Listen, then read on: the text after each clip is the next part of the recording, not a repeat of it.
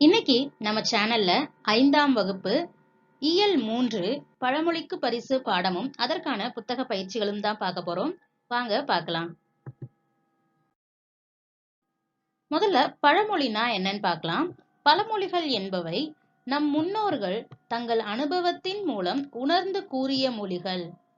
அதாவது நம்ம முன்னோர்கள் அவங்களோட அனுபவத்தின் மூலமா எதெல்லாம் கத்துக்கிட்டாங்களோ அதை நமக்கு ஒரு வரியில புரியுற மாதிரி சொல்றாங்கல்ல, அததான் பழமொழிகள் அப்படின்னு சொல்றோம். பழங்காலம் முதற்கொண்டே பழமொழிகள் வழக்கில் இருந்து வருகின்றன. பழமொழி 400 என்னும் பெயரிலேயே நீதி நூல் ஒன்றும் உள்ளது.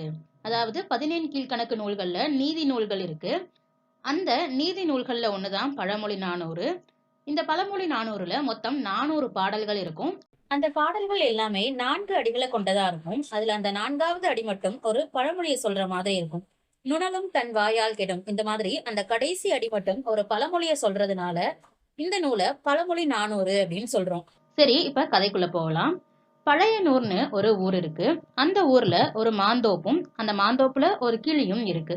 அந்த கிளியோட பேரு செல்லம்மா. அந்த தோப்புல ஒரு மரத்துல மட்டும் ரொம்ப சுவையான மாங்காய்கள் எல்லாமே காய்க்குமா. அந்த மாங்காய் காய்க்கக்கூடிய பருவத்துல மட்டும் சிறுவர்கள், அதாவது அந்த ஊர்ல இருக்க குழந்தைகள் எல்லாருமே அங்க அந்த தோப்புக்கு போவாங்க. அப்போ அந்த கிளி மரப்பொந்துல இருந்து ஏதாவது ஒரு படத்தை எடுத்து காட்டும். அது சாதாரண படம் கிடையாது. அது என்ன படம்னா ஒரு பழமொழியை உணர்த்தக்கூடிய படம். அந்த படத்தை புரிஞ்சுக்கிட்டு குழந்தைகள் பழமொழியை சொல்லிட்டாங்க அப்படின்னா மட்டும் அவங்களுக்கு ஒரு மாங்காய் கொடுக்கும். அதனால அந்த கிளிய எல்லாரும் பழமொழி கிளி அப்படின்னு ஆசையா செல்லமா கூப்பிடுவாங்க. இந்த வருஷமும் அதே மாதிரிதான் அந்த மரத்துல நிறைய மாங்காய்கள் காய்ச்சிருந்துச்சு. அதை பார்த்த சிறுவர்களும் ஒவ்வொருத்தரா அந்த தோப்புக்கு வர ஆரம்பிச்சுட்டாங்க. முதல்ல வர்றது பிரபு. அவன் கூப்பிடுறான், செல்லம்மா நான் பிரபு வந்திருக்கேன், எனக்கு மாங்காய் வேணும் அப்படின்னு சொல்றப்போ கிளி என்ன சொல்லுது, சரி நான் உனக்கு மாங்காய் தர்றேன், அதுக்கு முன்னாடி நீ என்ன பண்ண, இந்த பழமொழிக்கு எனக்கு பதில் சொல்லு அப்படின்னு சொல்லி இந்த படத்தை எடுத்து காட்டுது. இங்க என்ன படம் போட்டிருக்கு, ஒரு யானை, அதோட கழுத்துல மணி. அதை பார்த்தோன்னே பிரபு சொல்லிட்டான், யானை வரும் பின்னே மணி யோசை வரும் முன்னே அப்படின்னு பிரபு சொன்னதுமே கிளி, கரெக்டா சொல்லிட்ட, நீ ரொம்ப சரியா சொல்லிட்ட, இந்தா உனக்கு மாங்கா அப்படின்னு சொல்லி பறிச்சு கொடுத்துச்சு. அவனும் சந்தோஷமா வாங்கிட்டு நன்றி சொல்லிட்டு கிளம்பிட்டான். அதே மாதிரி அடுத்து ஒரு சிறுவன் வந்திருக்கான். அப்போ அந்த கிளி கேக்குது, வந்திருக்கிறது யாரு அப்படின்னு. உடனே அவன் சொல்றான், நான் வின்சென்ட் வந்திருக்கேன், எனக்கும் மாங்காய் வேணும் அப்படின்னு சொன்னோடனே, சரி நான் உனக்கும் மாங்காய் தர்றேன், நீ இந்த பழமொழிக்கு பதில் சொல்லு அப்படின்னு சொல்லி ஒரு படத்தை எடுத்து காமிக்குது. அது இந்த படம். இங்க ஒருத்தவங்க நிக்கிறாங்க, நடுவுல ஆறு, அந்த பக்கம் ஒரு பச்சை பசேல்னு ஒரு இடம். ஆறோட 2 பக்கத்தையும் நம்ம என்னன்னு சொல்லுவோம், கரைன்னு சொல்லுவோம். அதை பார்த்தோன்னே வின்சென்ட் கரெக்டா சொல்லிட்டான், இக்கரைக்கு அக்கறை பச்சை அப்படின்னு. ரொம்ப சீக்கிரமே கண்டுபிடிச்சிட்டியே, இந்தா அப்படின்னு சொல்லி அந்த கிளி வின்சென்ட்டுக்கு ஒரு மாங்காய பறிச்சு போடுது. அப்போ பக்கத்துல கனிமொழி ரொம்ப அமைதியா நின்றுட்டு இருக்கா. அதை பார்த்த கிளி, என்ன கனிமொழி, உனக்கு மாங்காய் வேணாமா அப்படின்னு கேக்குது. அதுக்கு கனிமொழி சொல்றா, எனக்கும் வேணும் செல்லம்மா. அந்த கிளியோட பேர் என்னது, செல்லம்மா. அதனால அவ என்ன சொல்றா, எனக்கும் வேணும் செல்லம்மா அப்படின்னு சொல்றா.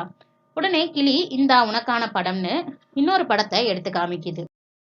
அதுதான் இந்த படம். இதை பார்த்தோன்னே கனிமொழி சொல்றா, சூறை காற்று வீசுது அப்படின்னு.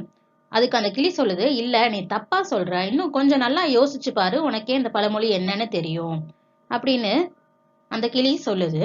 உடனே அவளும் ரொம்ப ஆர்வமா ரொம்ப ஆழமா யோசிச்சு பாக்குறா. இந்த படத்துல பாருங்க, நல்லா காற்றடிக்குது, இது அம்மிக்கல், அம்மிக்கல் பறக்குது. உடனே அவ என்ன சொல்றா, எனக்கு தெரியும், ஆடி காற்றில் அம்மியும் பறக்கும் அப்படின்னு சொல்லி பதில் சொல்றா. இப்போ நீ ரொம்ப அழகா கரெக்டா சொல்லிட்ட, அதனால உனக்கும் ஒரு மாங்காய் அப்படின்னு சொல்லி கிளி கனிமொழிக்கும் ஒரு மாங்காய பறிச்சு கொடுக்குது. அதை வாங்கின கனிமொழி ரொம்ப சந்தோஷம், அப்ப நான் உண்மையிலேயே சரியா சொல்லிட்டேனா, எனக்கு ரொம்ப சந்தோஷம், இப்போ என் கூட என்னோட ஃப்ரெண்டும் வந்திருக்கான், என்னோட நண்பனும் வந்திருக்கான், நண்பன் முகமதும் வந்திருக்கான், அவனுக்கும் ஒரு மாங்காய் வேணும் அப்படின்னு சொன்னப்போ அந்த கிளி சொல்லுச்சு, நான் தாராளமா மாங்காய் தர்றேன், ஆனா இந்த பழமொழிக்கு மட்டும் பதில் சொல்ல சொல்லு, நான் தர்றேன் அப்படின்னு சொல்லி கிளி சொல்லுது. உடனே அந்த கிளி இன்னொரு படத்தை எடுத்து காமிக்குது. அதுதான் இந்த படம். ஒரு ஆலமரம், வேலங்குச்சி, ஒரு பாப்பா சிரிக்கிற மாதிரி இருக்கு. அதை பார்த்தோன்னே முகமது சொல்லிட்டான், ஆளும் வேலும் பல்லுக்குருதி, நாலும் 2ம் சொல்லுக்குருதி, சரிதானா அப்படின்னு கேட்டோனையே கிளி சொல்லுது, மிகவும் அருமை, ரொம்ப அருமை, இந்தா உனக்கு மாங்கா அப்படின்னு சொல்லி கொடுக்குது. முகமதும் சிரிச்சபடியே அதை வாங்கிட்டு போறான். நாலும் ரெண்டும் சொல்லுக்குருதின்னு எப்படி சொன்னானா இங்க இருக்கு பாருங்க. நாலடியார் திருக்குறள்.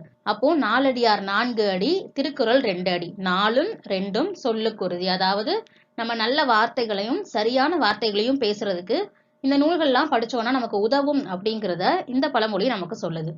அடுத்தது ஒரு குறள் கேக்குது. யாருன்னு பாக்குறப்போ தேனிசை. தேனிசையா? இதுல ஒரு பழமொழி இருக்கு. நீ சொல்லு, நான் உனக்கு பழம் தரேன். அதாவது மாங்காய் தர்றேன் அப்படின்னு சொல்லுது. உடனே அவளும் இந்த படத்தை பாக்குறா. நீங்க என்ன பண்றாங்க, தூற்றுறாங்க. அதாவது காற்று இருக்கும்போது தூற்றுனாதான் என்ன செய்யும், அந்த தூசி எல்லாம் பறந்து போகும். அந்த விதைகள், அந்த நெல் என்ன செய்யும், கீழே விழுகும். அந்த தூசு எல்லாமே காத்துல பறந்து தனியா போயிடும். இத பார்த்தோன்னே அவ சொல்றா, காற்றுள்ள போதே தூற்றிக்கொள் அப்படின்னு. இந்த பழமொழியோட பொருள் என்னன்னா, நமக்கு எப்ப வாய்ப்பு கிடைக்குதோ அப்போ அதை கரெக்டா நம்ம பயன்படுத்திக்கணும். அததான் சொல்றாங்க, காற்றுள்ள போதே தூற்றிக்கொள். அதுவே காற்று இல்லாத நேரத்துல தூற்றணும்னா தூசி போகாது, எல்லாமே சேர்ந்து கீழே விழும். அப்ப பண்ணி எந்த ஒரு பிரயோஜனமும் பயனும் இல்லை. அப்போ காற்று இருக்கும் போதுதான் தூற்றணுங்கிற மாதிரி நமக்கு வாய்ப்புகள் கிடைக்கும் போதே அதை பயன்படுத்திக்கணும் அப்படிங்கறதுதான் இந்த பழமொழிக்கான அர்த்தம். கண்ணுமிக்கக்கூடிய நேரத்துல நீ சொல்லிட்டியே, எனக்கு ரொம்ப சந்தோஷம். இந்தா நீயும் ஒரு மாங்காயை வாங்கிக்கோ அப்படின்னு சொல்லி தேனிசைக்கும் ஒரு மாங்காயை கிளி கொடுக்குது. எனக்கு மாங்காய் சாப்பிட ரொம்ப பிடிக்கும், நன்றி செல்லம்மா அப்படின்னு சொல்லி ரொம்ப சந்தோஷமா தேனிசை போறா. உடனே தூரத்துல இன்னொரு குரல் கேக்குது. பழமொழி கிளி, எனக்கு மாங்காய் இல்லையா அப்படின்னு. அப்போ கிளி கேக்குது, யார் அது என்னோட பட்ட பேரை சொல்லி கூப்பிடுறது? ஏன்னா கிளியோட பேர் என்னது, செல்லம்மா. அது இந்த மாதிரி படத்தை காட்டி பழமொழி சொன்னதுக்கு அப்புறம் மாங்காய போடுறதுனால அதுக்கு பழமொழி கிளி அப்படின்னு ஒரு பேர் வச்சாங்க. அப்போ அதுக்கு பழமொழி கிளிங்கிறது ஒரு பட்ட பேரு தான். அதனாலதான் அந்த கிளி கேக்குது, யார் அது என்னோட பட்ட பெயரை சொல்லி கூப்பிடுறது அப்படின்னு சொல்லி. அப்புறம் பார்த்தா அவளுக்கு, அந்த கிளிக்கே தெரியுது கதிரவன் அப்படின்னு. ஓ கதிரவனா, இதுக்குரிய பழமொழியை சொல்லு, நான் மாங்காய் தர்றேன் அப்படின்னு சொல்லி அந்த கிளி இன்னொரு படத்தை எடுத்து காட்டுது. அது என்ன படம்? இந்த படம் தான். இங்க என்ன பண்றாங்க, உழுகுறாங்க. அதாவது நிலத்தை உழுது பண்படுத்துறாங்க. இத பார்த்தோன்னே அவன் கரெக்டா சொல்லிடுறான், அகல உழுவதை விட ஆழ உழுவதே மேல். அகலமா 1 ஏக்கருக்கு உழுகிறத விட ஆழமா 1/2 ஏக்கர் உழுதாலும் அது நல்லது. அகல உழுவதை விட ஆழ உழுவதே மேல் என்றான் கதிரவன். இதை நம்ம இன்னொரு விதமாவும் எடுத்துக்கலாம். இப்போ நம்ம ஏதாவது படிக்கிறோம், இப்போ இந்த பாடமே படிக்கிறோம்னு வச்சுக்கோங்க, அதை மேலோட்டமா ஏதோ வாசிச்சு விட்டு போறோம் அப்படிங்கிறத தாண்டி அதுல இருக்கிற உட்கருத்துக்களை நம்ம புரிஞ்சுக்கிறோம்ல, அதுதான் ஆழ உழுகிறது. அதை நல்லா புரிஞ்சு படிக்கும் போது அதோட எஃபெக்ட் இன்னும் அதிகமா இருக்கும். நமக்கு எதுவுமே அவ்வளவு சீக்கிரம் மறக்காது. நம்ம வாழ்க்கையில அதை பயன்படுத்திக்கிறதுக்கும் ஒரு சான்ஸ் இருக்கும். அதை தான் இப்படியும் சொல்லலாம், அகல உழுவதை விட ஆழ உழுவதே மேல். மேலோட்டமா படிக்கிறத விட அதுல என்ன சொல்ல வந்திருக்காங்கிறத நல்லா அதோட உள்கருத்தை புரிஞ்சு படிக்கணும் அப்படின்னும் நம்ம இதை எடுத்துக்கலாம். மிக்க மகிழ்ச்சி என்று கூறி மாங்காயை பறித்து போட்டது கிளி. ரொம்ப நன்றி பழமொழி கிளி என்றான் கதிரவன். சிறுவர்கள் எல்லாருமே, செல்லம்மா நாங்கள் இன்னும் நிறைய பழமொழிகளை தெரிந்து கொண்டு மீண்டும் நாளைக்கு வருவோம் என்று கூறிவிட்டு மிகவும் மகிழ்ச்சியாக வீட்டிற்கு சென்றனர். அந்த குழந்தைங்க எல்லாருமே என்ன செய்யறாங்க, நாங்க மறுபடியும் நாளைக்கு நிறைய பழமொழிகளை தெரிஞ்சு வருவோம், நீயும் உன்னோட அந்த பழமொழி படத்தை ரெடியா வச்சுக்கோ அப்படின்னு சொல்லிட்டு ரொம்ப சந்தோஷமா ஆளுக்கு ஒரு மாங்காயோட வீட்டுக்கு போறாங்க. அதே மாதிரி அறிந்து கொள்வோம் பகுதியில நமக்கு இன்னும் சில பழமொழிகள் கொடுத்திருக்காங்க. என்னென்னு பாப்போமா? யானைக்கும் அடிசருக்கும், விளையும் பயிர் முளையிலேயே தெரியும், 5ல் வளையாதது 50ல் வளையாது, ஆத்திரக்காரனுக்கு புத்தி மட்டு. அதாவது நம்ம கோபத்துல என்ன ஒரு செயல் செஞ்சாலும் அது தப்பாதான் முடியும் அப்படிங்கிறதுதான் ஆத்திரக்காரனுக்கு புத்தி மட்டு. அதாவது நம்ம கோபமா இருக்கும்போது எந்த ஒரு செயலையும் செய்யக்கூடாது அப்படிங்கிறதையும் இந்த பழமொழி நமக்கு சொல்லுது. அடுத்தது மதிப்பீடு பகுதி. இதுக்கு இப்போ விடை எழுதலாம். சரியான விடையை தெரிவு செய்து எழுதுக. மரப்பொந்து. இச்சொல்லை பிரித்து எழுத கிடைப்பது மரம் பிளஸ் பொந்து. மரப்பொந்து, மரம் பிளஸ் பொந்து. அக்கரை. இச்சொல்லை பிரித்து எழுத கிடைப்பது ஆ கூட்டல் கரை. அக்கரை, ஆ கூட்டல் கரை. 400. இச்சொல்லை பிரித்து எழுத கிடைக்கும் சொல் 4 கூட்டல் 100. 400, 4 கூட்டல் 100. கண் கூட்டல் இமைக்கும் என்பதை சேர்த்து எழுத கிடைக்கும் சொல் கண்ணிமைக்கும். கண் கூட்டல் இமைக்கும், கண்ணிமைக்கும். சூறை கூட்டல் காற்று என்பதை சேர்த்து எழுத கிடைக்கும் சொல் சூறை காற்று. சூறை பிளஸ் காற்று, சூறை காற்று. இந்த பிளஸ்க்கு அப்புறம் இந்த இடத்துல வர்றது கா சா தா பா. இந்த 4 எழுத்துகளா இருக்கும்போது அதை நம்ம கண்டிப்பா என்ன செய்யணும், அதுக்கான மெய்யெழுத்தை போட்டு தான் எழுதணும். கா வந்தா இக்கு போடணும், பா வந்தா இப்பு போட்டு எழுதணும். அப்போ இந்த மெய்யெழுத்து எங்க வருதோ அதுக்குரிய சரியான ஒற்றெழுத்து, அதாவது அதோட மெய்யெழுத்தை நம்ம கண்டிப்பா போட்டுதான் எழுதணும். கீழ்காணும் சொற்களை பிரித்து எழுதுக. மணியோசை, இதை எப்படி எழுதலாம்? மணி பிளஸ் ஓசை. தேனிசை, தேன் பிளஸ் இசை. அடுத்தது வினாக்களுக்கு விடையளிக்க. பழமொழி என்பது யாது? விடை, நம் முன்னோர்கள் தங்கள் அனுபவத்தின் மூலம் உணர்ந்து கூறிய மொழிகளே பழமொழிகள் ஆகும். கிளி யாருக்கு மாம்பழம் தருவதாக கூறியது? கிளி மரப்பொந்திலிருந்து ஒரு படத்தை எடுத்து சிறுவர்களிடம் காட்டும். அந்த படம் உணர்த்தும் பழமொழியை கோரும் சிறுவர்களுக்கு மாம்பழம் தருவதாக கூறியது. அதாவது இந்த கதையை பொறுத்த வரைக்கும் கிளி யாருக்கும் மாம்பழம் தருதுன்னு சொல்லல. ஆனா இங்க கேள்வி கேட்டிருக்கிறதுனால நம்ம அதையே மாம்பழம்னு எழுதிக்கலாம்.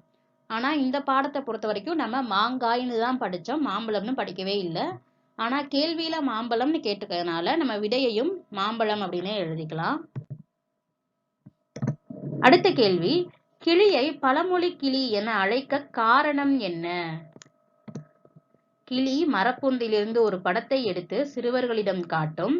அந்த படம் உணர்த்தும் பழமொழியை சிறுவர்கள் கூறிவிட்டால் அவர்களுக்கு அந்த மரத்திலிருந்து ஒரு மாங்காயை பறித்து தரும்.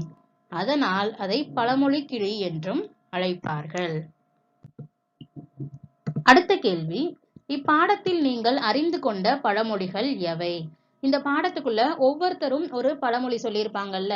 வந்த 6 குழந்தைகளுமே ஒரு பழமொழி சொல்லியிருப்பாங்க. அந்த பழமொழியை தான் இங்க நம்ம எடுத்து எழுத போறோம். யானை வரும் பின்னே மணி ஓசை வரும் முன்னே, இக்கரைக்கு அக்கறை பச்சை, ஆடிக்காற்றில் அம்மியும் பறக்கும், ஆளும் வேலும் பல்லுக்குருதி, 4ம் 2ம் சொல்லுக்குருதி, காற்றுள்ள போதே தூற்றிக்கொள், அகல உழுவதை விட ஆழ உழுவதே மேல். இந்த வீடியோ உங்களுக்கு யூஸ்ஃபுல்லா இருந்துச்சுன்னா ஒரு லைக் பண்ணுங்க. தேவைப்படுற உங்க ஃப்ரெண்ட்ஸுக்கு இந்த வீடியோவை ஷேர் பண்ணுங்க. இதே மாதிரி பாட சம்பந்தமான வீடியோக்களை மிஸ் பண்ணாம தொடர்ந்து பார்க்கறதுக்கு நம்ம சேனலை சப்ஸ்கிரைப் பண்ணிக்கோங்க.